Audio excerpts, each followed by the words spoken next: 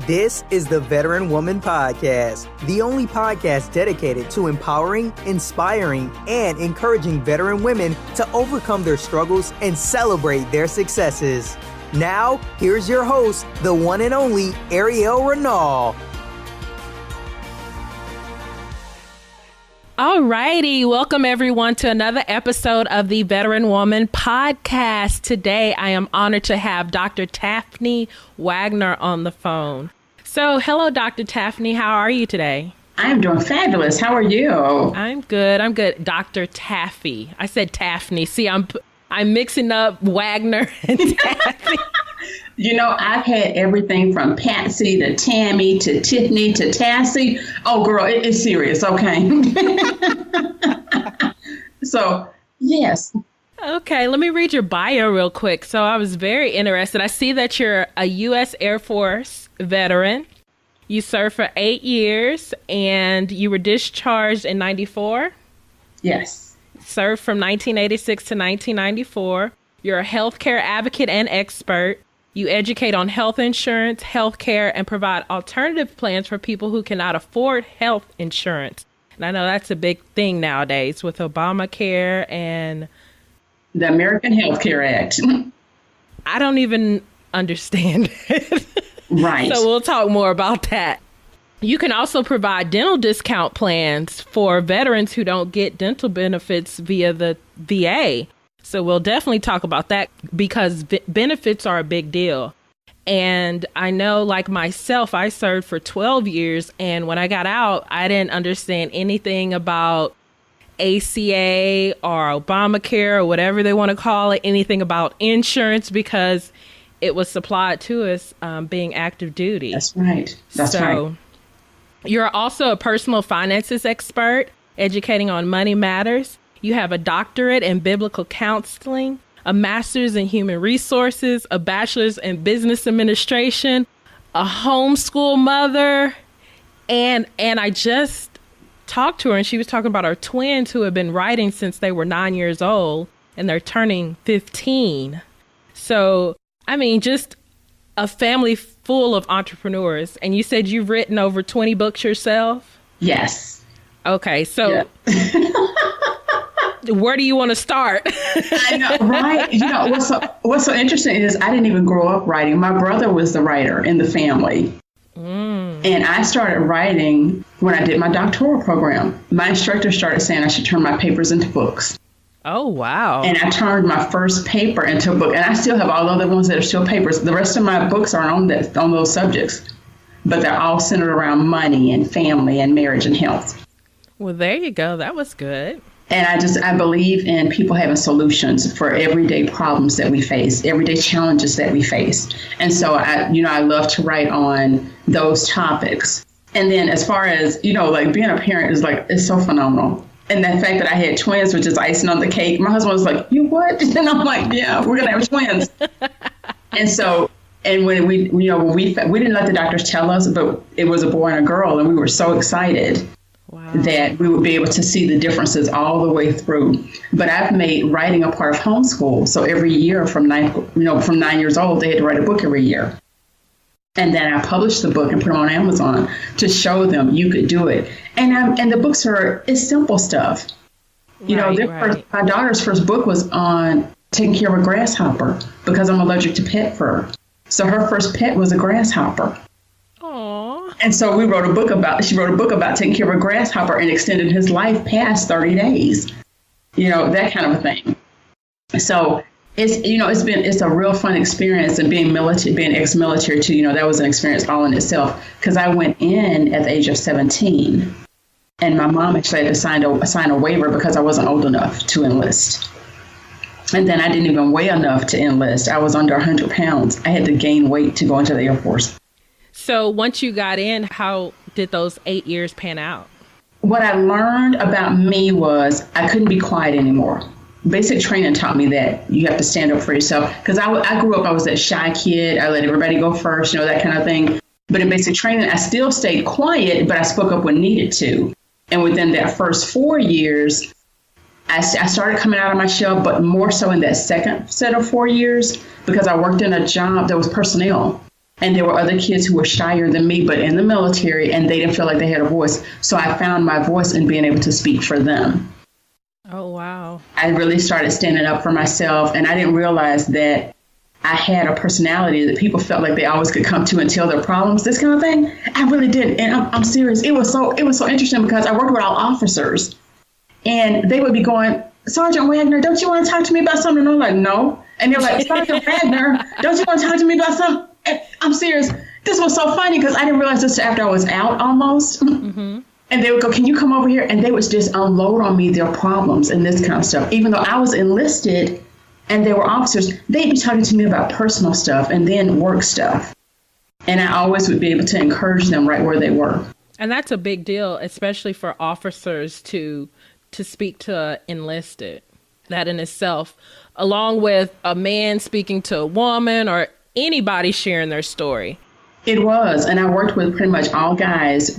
Actually, throughout most of my career in the Air Force, it was always all guys. But I was that one who, my guy friends always describe me as more like them versus a female because I'm not the emotional type. I'm real analytical, and that kind of stuff. They're like, oh, you see, I like you, and I'm like, okay, fine. So, and it was, and that has actually served me well for a lot of things because I can make decisions without the emotional stuff and really see what the root cause of issues are and be solution oriented versus I'm in my emotions today and I can't really decide how I should handle some things. And that's a very good trait to have because I know in my business, I tend to be emotionally driven, mm-hmm. which has its ups, but it also has its challenges.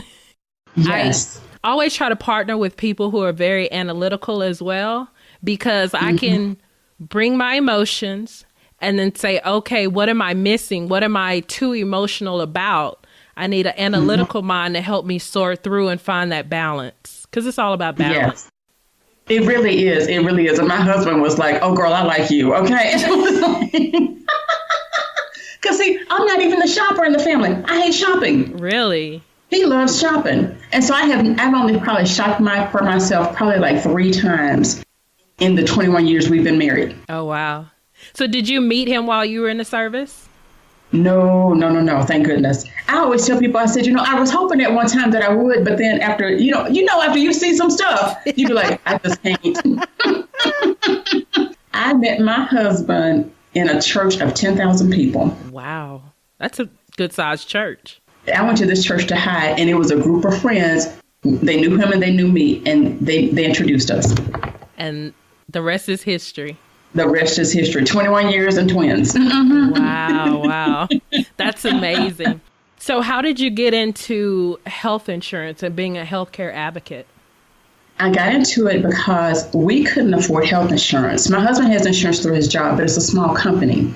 And to add myself and the twins, at the time I first got into it, it would have cost us over $800 a month just for the premium. Mm. And I said, but honey, we're healthy. We don't even go to the doctor like that. And I'm going to have a hard time being a personal finances expert because I'm not going to feel like I got a return on my investment. Mm. And so I really started studying, we all, I'm not going to say we all, but I know I did. I voted for Obamacare because it sounded good. Mm-hmm. But then we found out it wasn't what we voted for. Hmm. And so I was already doing workshops on my own because I started doing that research. I started doing my own research. Seminars to tell people what was really going on. So can you, for those who don't know or who don't understand it, can you give a brief synopsis of Obamacare? The goods and the bad? Yes, ma'am. Okay. I sure can. So the bottom line of it is Obamacare was started because there was 55 million uninsured Americans. And they said, we want to develop one marketplace where everybody can go and can shop, and we want to reduce the number of uninsured Americans. And so they developed this marketplace, and the marketplace says we're going to have 4 plans. And it's going to be where the insurance companies are going to be responsible for so much, and then the people who are getting insurance, and then there's going to be like this copay. And so it was 90-10, 90% insurance companies would cover, 10% would be back on us. 80-20, 70-30, 60-40. And that was what the whole thing was. And he said, when it came out, if you like your plan, you can keep it. Well, that didn't happen because as soon as they came out with Obamacare, they said there's 10 essential health benefits that every plan must meet in order to be considered health insurance. Well, that threw catastrophic plans right out the window. So over 1 million people lost their plans as soon as Obamacare came out. So the whole thing about if you like your plan, you can keep it went right out the window. So what is the catastrophic part? A catastrophic plan doesn't have emergency services. It doesn't have like maternity care. It doesn't have dental services, these things. And so Obamacare said it had to have ambulatory services, emergency services. Mandatory was maternity care for everybody, whether you were male or female. Now, I think that was bad. Okay.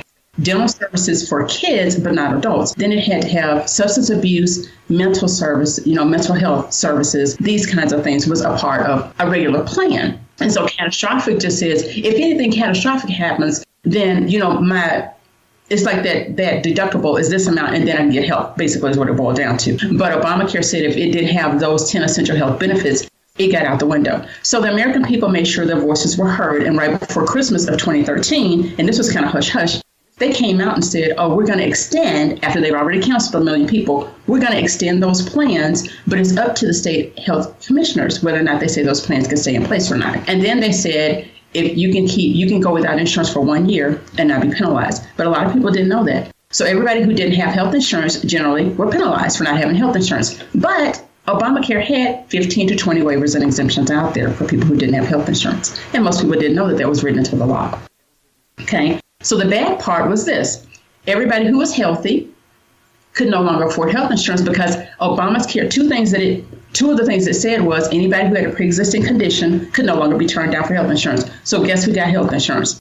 Everybody with a pre-existing condition. And they couldn't be charged a different rate. Then it said women had to be able to get that preventative care without necessarily being charged. So all the people who didn't have health insurance with pre-existing conditions got health insurance, but all the people who were healthy, premiums skyrocketed because now you have more sick people in the risk pool than healthy people. And healthy people say, we can't afford it and we're getting out.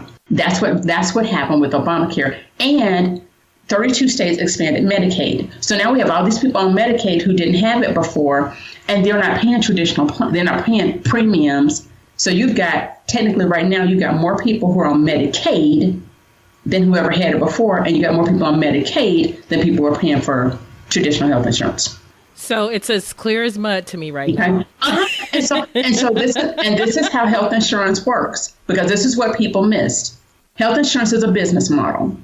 Health insurance says this. Every month you pay a premium to say you have insurance. You ain't got to go to nobody's doctor. You just got insurance. Then it says you have to pay a deductible. So right now the deductible for a family of 4 is like $14,000. Okay. So here's what my health insurance is right now. Pretty much. It's over $1,000 a month. So it's $1,000. So it's $12,000 just for the premium. I don't have to go to nobody's doctor. Then the deductible is $14,000. So now I'm out of pocket $26,000 before insurance kicks in, because insurance says you have to pay the deductible in full upfront first before they will pay that 90%, 80%, 70%, or 60%. That's what it says. You're paying 100% out of pocket until that deductible is met. All copays do not go towards the deductible. So it sounds like it's defeating the purpose. I did get a friend of mine. She's about 21, 22. She's young. And she was diagnosed at an early age of like ovarian cancer or something to that sort. So it helped her in that way that she could get insurance because she had a pre-existing condition. So I've seen it help people like that. That's right. But I'm just confused. Now, of course, for those who are veterans listening, if you look into VA healthcare, that does qualify for the it meets the requirement for not having to get Affordable Care Act. Whatever it's called, that requirement, it does meet the requirement for the Affordable Care Act. Now, here's the other thing about your friend that's 21 years old. The Affordable Care Act, Obamacare also said young people could stay on their parents' health insurance until the age of 26. So she would have never had to be on her own unless, and there are people whose parents can't afford health insurance. There are college kids who can't afford health insurance, and guess what? They're on their own. But in college, and most kids don't realize it, they're paying for insurance on the campus. Right. I learned that too. Yeah. And then sometimes you can pay a small premium and get even more healthcare insurance. Yes. Yeah. It helps people with pre-existing conditions, but people like me who are healthy and don't go to a doctor. Mm-hmm. You can't justify $1,000 a month or more. And there's people who are paying more than their mortgage for a premium. And they're not going to, no, maybe they're going to the doctor once a year. So then they're still paying 100% out of pocket for one time a year. Right. Because the deductible is so high. That's right. Exactly. So I know the penalties. And like I said, this is as clear as mud to me. So I know the penalties, like the first year was what, $500 or? No, ma'am. The penalty the first year was $95. $95. So some small amount compared to what you would be paying even per month. Even this last year, the penalty caps out at $2,085. I'll pay $2,085 versus $26,000 all year long because it's $2,085 one time. Right. Okay? Versus, and that's what, 2 months of premiums. Thank you. You can't scare me with a penalty because there's waivers and exemptions out there. Let me give you an example. There's hardship waivers that says if you are a victim of domestic abuse, you can be exempt. If you received a shutoff notice from the utility company, you can be exempt. If you had to take care of an elderly parent and impacting your income, you can be exempt. If you had health insurance before and you have a health bill that has caused you to go into debt, guess what? You can be exempt. Okay, there's a lot of people who fit into that category, but they don't know. Yes. And that's true for any benefits or any programs. It's a lot of waivers that we don't know about, and we hear penalty and we immediately get afraid without looking into it and actually analyzing it. So... And the first thing about the penalty, like the second year, the average penalty was like $200. And I think the last year was like $400. I'm like, really? Okay. So do you think it's effective in any way? It's effective for people who had a pre-existing condition who could not get nothing before. But it's not beneficial to those people who were healthy. Because the way I see it is you're penalizing people for being healthy. Right. That's what you did. You penalized small business owners. You penalized entrepreneurs who you totally forgot about. You didn't even address them in this. And so now you've got entrepreneurs who are very creative and can produce and make a difference in the world and hire people, maybe become small business owners. But now they're saying, maybe I have to go back and get a job for health insurance. And health insurance on the job ain't going to even cover 100%. Wow. But they don't know. So if people get health insurance via jobs, or you can also get your own privatized insurance too, correct? Yes, you can. And you may actually save more money on the privatized. Just going to a regular insurance broker versus going through the individual market. Because what Obamacare says was if you go through the healthcare exchange, we're going to give you this subsidy. So we're going to give you this advanced, and this is what it was, we're going to give you an advanced credit. But see, people didn't hear that because they say we're going to give you a subsidy to help you pay. And anything that's an advance, just like if you got an advance on your credit card, guess what? You have to pay it back. And the first year, 6.9 million people got that subsidy and 5.5 million had to pay a part of it back. Wow. So since this is the Veteran Woman podcast, I'm going to ask specifically for veterans, what would you recommend for them about getting more information about their benefits for health care? We know retired veterans, they automatically get health care and I believe dental as well.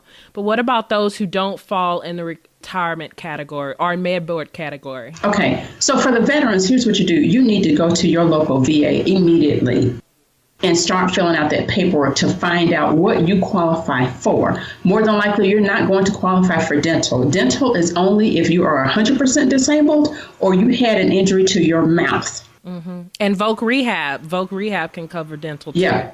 That's one of those little hidden secrets. Mm-hmm. But the bottom line of it is you have to go to your local VA and find out and start doing paperwork. Because from what I understand, there's 600,000 veterans who don't have nothing. Right. And I know also even with somebody told me about Delta Dental, and I'm single, no children. And I was paying $35 or $40 a month at age 34, 35 for dental. Mm-hmm. So I said that's better than nothing or better than more. Well, than that. And I have people who come to me from Delta Dental based on what we provide because it's expensive and they're not getting the care that they need for their teeth. One of the things that I wish the military would do is this. When you go in, when you enlist, you got to be tip-top 100% healthy. Mm-hmm. And I would prefer that they restore you to that 110% before you retire or before you get out. Mm. I need them to restore people to that condition because we sacrificed. We put our lives on the line. We love families. We did everything and we served our country. And we've got veterans who are homeless. I ended up homeless within 6 months of getting out of the Air Force. Okay, so Let's talk about that. That's another soapbox. We're going to be on here all day. Okay. Let me tell you something. I have a heart for it because I'm upset about that thing. So how did you become homeless? Because here's what happens. This is a big epidemic. This is a big issue with veterans. And every time I see somebody on the street, homeless person on the street, whoever I'm around, I said, I bet you 99% that they are a veteran. Because here's what happened. It's not that, okay, let's get real about this thing. Number one, it's not the military's responsibility to teach you financial management. But here's what happens. Come on, let's get real. I went into the military as an option because where I lived was not going to have a career for me. But here's what happens. You go into the military and now you have access to all this money that you didn't have before.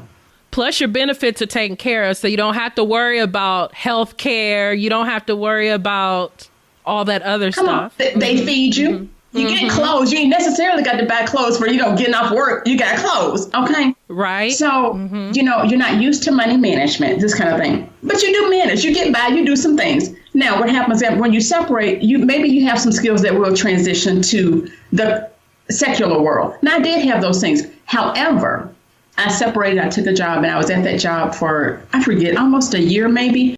I was in that job and was going to go to school and they wouldn't cooperate with me.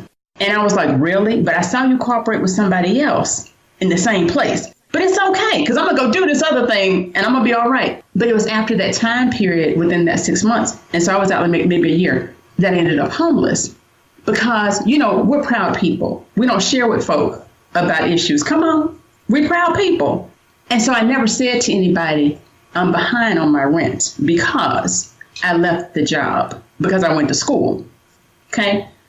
So the veterans, what I believe happens is you're not equipped with the finances that you have in order to understand there's a big difference between veteran pay and civilian pay. It's not equal. You're going to have to get a little bit. You're going to get quite a bit more as a civilian because when you look at what you were paid as a veteran, you find out I wasn't really getting that much. Right. Because they took care of everything. They spoiled us. Like you said, we had our health insurance. Girl, we had education benefits. I couldn't get out of the second set of 4 years. I stayed in school forever. I was going to school on my lunch break. You get whenever you travel, you get reimbursed.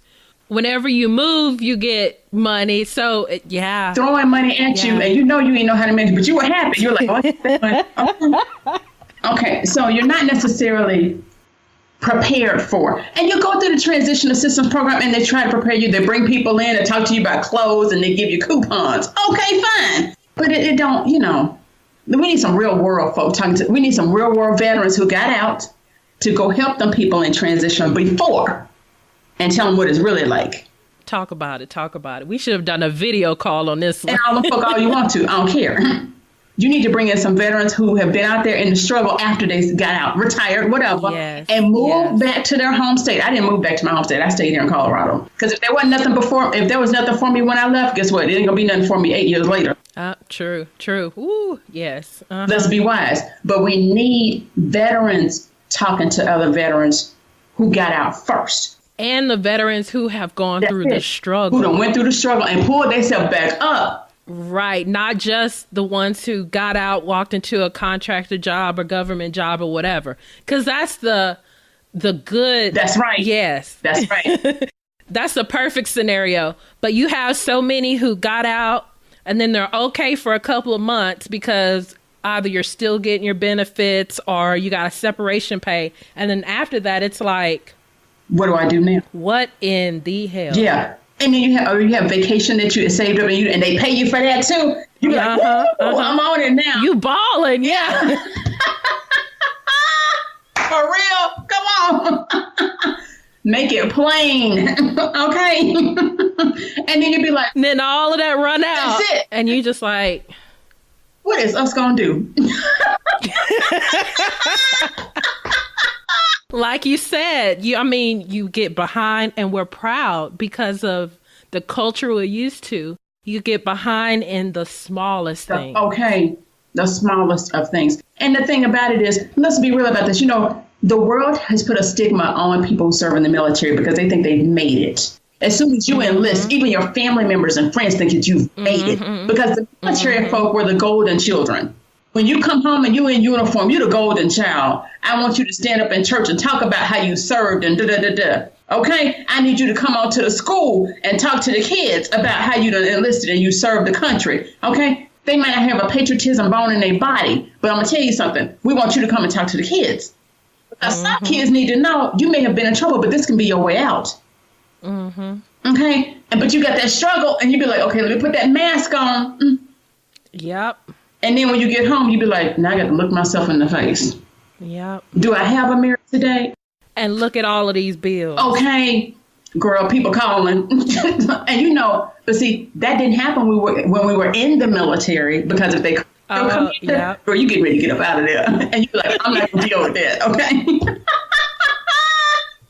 Like, don't get no crazy boyfriend, girlfriend, and y'all got issues, and they calling the commander. It's not going to be good. Everything is regulated, so you're used to you're used to so much structure, and then you get out, and it's like you said, the bill collector's call, and you're like, well, I don't know what to do for you. I don't know what to tell you. And they, join so and so with calling me. Okay. To the point you stop even answering your phone. Okay, girl, you'd be like, oh, look at that number. No, I'm not answering. They call 8 o'clock at night and 9 o'clock, ruining your whole night, or they wake you up first thing in the morning. Hey, girl, you. Yeah, they got slick with it now.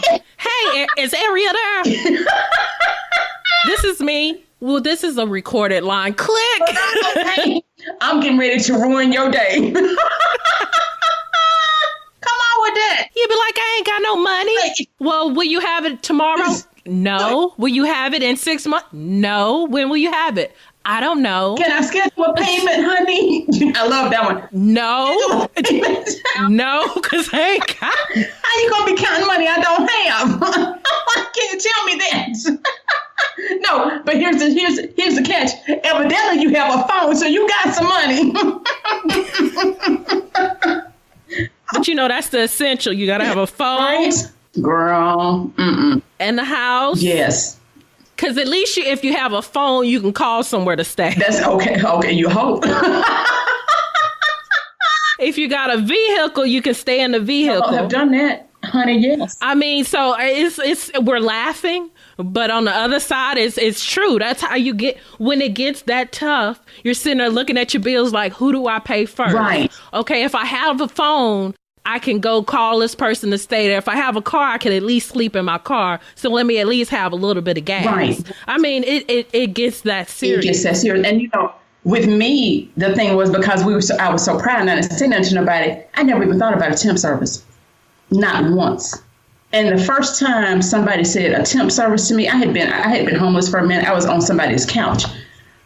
And I had met my boyfriend, and once we got married, girl, I was at 6 temporary services. You hear me? And they all loved me. I worked solid for 18 months at a temp service and found the job that I wanted. But I never took vacation for 18 months. I was like, you know what? I'm going to do this. I'm cleaning up. We're going to do this. I didn't even think about temp services. See, it's so many things that we don't. But we don't know because we're proud and don't talk. We don't say nothing to nobody. But that's how we were raised. You're proud people. Yeah. And then sometimes you don't know what you don't know. And that's it. And I didn't know nothing about nobody's temp service. And girl, I went into the military because they were like, girl, you can type really fast. We like you. I never would have had to be homeless. I was like, you could have told me about temp service, girl, please. I can burn it up. And I've always told my kids, as long as you can type, you will always have a job. That's so true. That's so true. You can stay at home and type for people, whatever. But yes, ma'am. As soon as I found out about the temp service, they were like, okay, can you come back? No, because the other one over here got me working. But yes. Wow.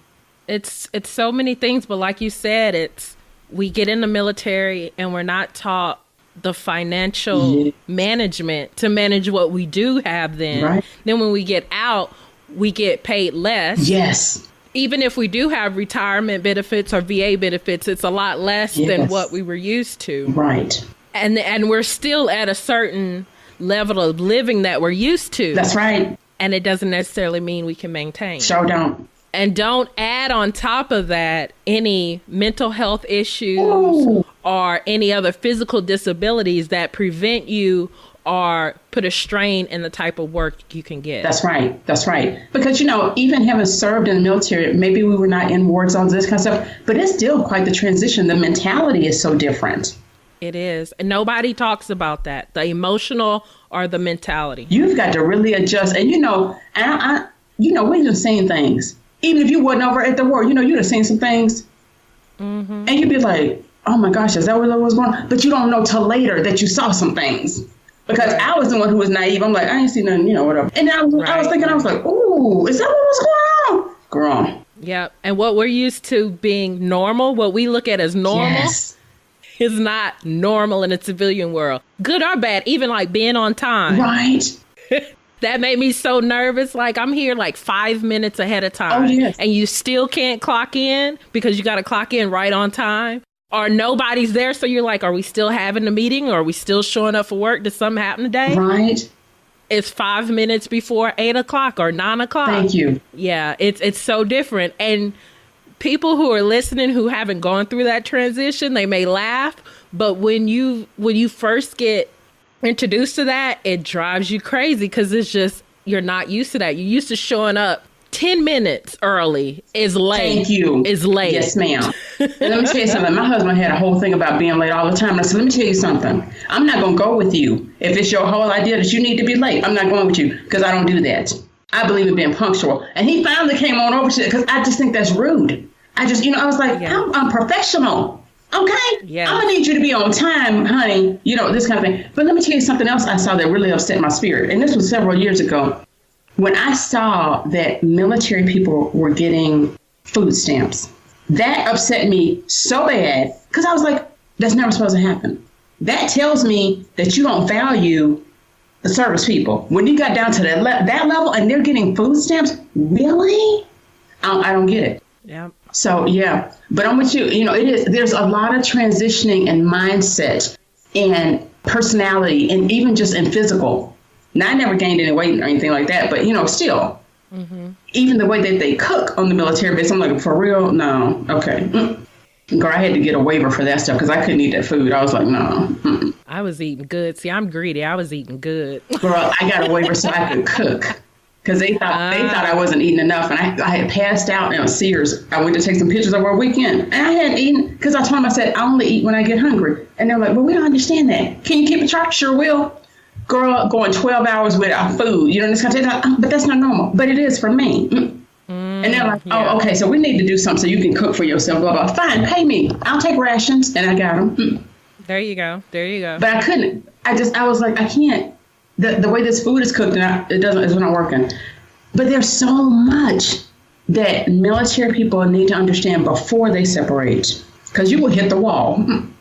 You will literally hit the wall.